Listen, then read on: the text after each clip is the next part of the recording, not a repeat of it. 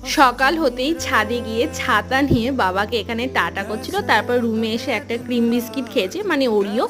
আর তারপরে আমি একটু টিফিনের জন্য পাস্তা বানিয়ে নিয়েছিলাম। বর চলে এসেছে আর ওর জন্য প্রচুর চকলেট এগুলো নিয়ে এসেছিলো। বরকেও একটু টিফিন দিয়ে দিয়েছি আর বাবার সাথে তো একটু খেতেই হবে। তারপর মেয়েকে একটা মৌসম্বি দিয়েছিলাম, ওটাই ও খাচ্ছিল।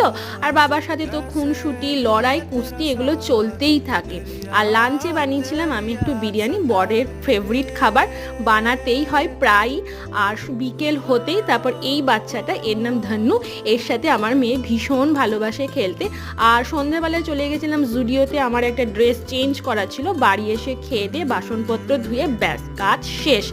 এবার আমি ছাদে একটু ঘুরছিলাম, ভালো লাগে, খুব সুন্দর ঠান্ডা একটা হাওয়া দেয়। আর এখানে না রাত্রিবেলায় সবার স্কুটি গাড়ি বাইরেই থাকে, কখনো কোনো দিন চুরি হয় না।